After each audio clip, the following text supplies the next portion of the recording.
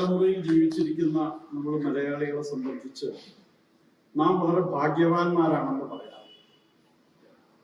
കാരണം സമൂഹത്തിന് അപ്രാപ്യമായിരുന്ന, സമൂഹത്തിൽ അസംഭവ്യം എന്ന് നാം എല്ലാവരും കരുതിയിരുന്ന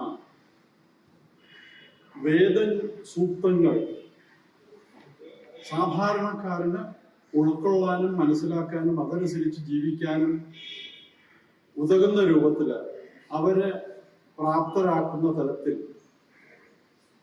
ആചാര്യശ്രീ രാജേഷ് അദ്ദേഹത്തിന്റെ ആ തപസ് പൂർണ്ണമായി ഫലം കണ്ടുകൊണ്ടിരിക്കുന്ന ഒരു അവസരമാണിത് എന്ന് നമുക്കറിയാം. കഴിഞ്ഞ 21 വർഷങ്ങളായിട്ട് അദ്ദേഹം അനുഷ്ഠിച്ചുകൊണ്ടിരിക്കുന്ന ഈ കഠിന തപസ്സിന്റെ ഫലം കിട്ടുന്നത് മലയാളികളായ ഇന്നത്തെ തലമുറയിലുള്ള നാം ഓരോരുത്തരുമാണ്. വേദം പൊതുവെ മറ്റുള്ളവർക്ക് അത് ചൊല്ലാനോ പഠിക്കാനോ പഠിപ്പിക്കാനോ സാധിക്കില്ല എന്ന് പറഞ്ഞിരുന്ന ഒരു കാലഘട്ടം ഉണ്ടായിരുന്നു എന്നൊക്കെ പറഞ്ഞു കേട്ടിട്ടുണ്ട്. പക്ഷെ അതില് യാഥാർത്ഥ്യം എന്താണ് എന്നുള്ളത് അറിയില്ല. അതിനൊക്കെ വ്യത്യസ്തമായിട്ട് ആചാര്യശ്രീ രാജേഷ് ഒരു വെല്ലുവിളിയായിട്ടല്ല, പക്ഷെ അതേവസരത്തിൽ അതിന്റെ ഭാവാത്മകമായ ഭാവം പൂർണ്ണമായിട്ട് ഉൾക്കൊണ്ടുകൊണ്ട് അത് സമൂഹത്തിന് ഉപകരിക്കുന്ന രൂപത്തിലേക്ക് ആക്കണം എന്ന യജ്ഞം അദ്ദേഹം ആരംഭിച്ചു, തുടരുന്നു, അത് പൂർത്തിയാക്കിക്കൊണ്ടിരിക്കുന്നു. വേദങ്ങളിലെ ഭൗതികമായ കാര്യങ്ങളെക്കുറിച്ച് വളരെ വിശകലനം ചെയ്യുന്ന വേദസൂക്തങ്ങളുണ്ട്. ആ സൂക്തങ്ങളെ ഉൾക്കൊണ്ടുകൊണ്ട് അതിന്റെ അർത്ഥവും എല്ലാം പറഞ്ഞുകൊണ്ട് എല്ലാവർക്കും മനസ്സിലാകുന്ന ഭാഷയിൽ അദ്ദേഹം യൂട്യൂബിലൂടെ, അതായത് ആശ്രമത്തിൽ വരേണ്ട കാര്യം പോലും ഇല്ല, അത് അവരവരുടെ മൊബൈലിൽ കൂടെ അല്ലെങ്കിൽ അവരവരുടെ വീട്ടിലെ ടേബിൾ ടോപ്പിൽ കൂടെ കിട്ടാവുന്ന വിധത്തിൽ യൂട്യൂബിലൂടെ ഈ ഒരു യത്നം ഇന്ന് തുടരുന്നുണ്ട്.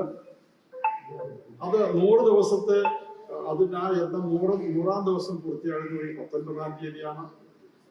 വേദസൂക്തങ്ങളെ വളരെ ലളിതമായിട്ട് അത് വിശദീകരിച്ചുകൊണ്ട് വേദപുഷ്പം എന്നാണ് ഈ യൂട്യൂബ് സീരീസിന് അദ്ദേഹം നൽകിയിട്ടുള്ള പേര്.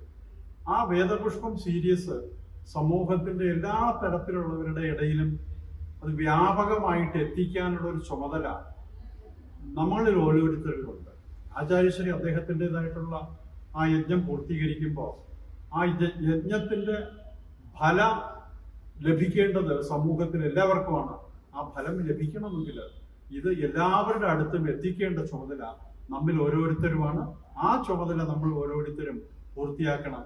അതിൻ്റെ കൂടെ നിന്നുകൊണ്ട് നമ്മൾ ഇതിൽ മറ്റുള്ളവർക്ക് പകർന്നു കൊടുക്കാനുള്ള ശ്രമവും നമ്മൾ നടത്തിയാൽ ആ ആചാര്യശ്രീയുടെ ആ യജ്ഞത്തിന്റെ അർത്ഥം നമ്മളിലേക്കും നമ്മളിൽ കൂടെയും അത് നടപ്പിലാക്കാൻ സാധിക്കും എന്ന് കരുതാം എന്നാണ് എനിക്ക് തോന്നുന്നത്. ആചാര്യശ്രീക്ക് ഇന്ന് ചെയ്യുന്ന യജ്ഞത്തിന് അദ്ദേഹത്തിന് പ്രത്യേക ആശംസ പറയുന്നതിൽ അർത്ഥമില്ല. പക്ഷെ ആ മഹായജ്ഞത്തിന് ഭഗവാന്റെ കടാക്ഷം, ഭഗവാന്റെ ആ തരത്തിലുള്ള സർവശക്തിയുടേതായിട്ടുള്ള എല്ലാ ശക്തിയും അദ്ദേഹത്തിന് കൂടുതൽ ഈ കാര്യങ്ങൾ ചെയ്യാനുള്ള ആർജവം കിട്ടട്ടെ എന്ന് പ്രാർത്ഥനയുണ്ട്.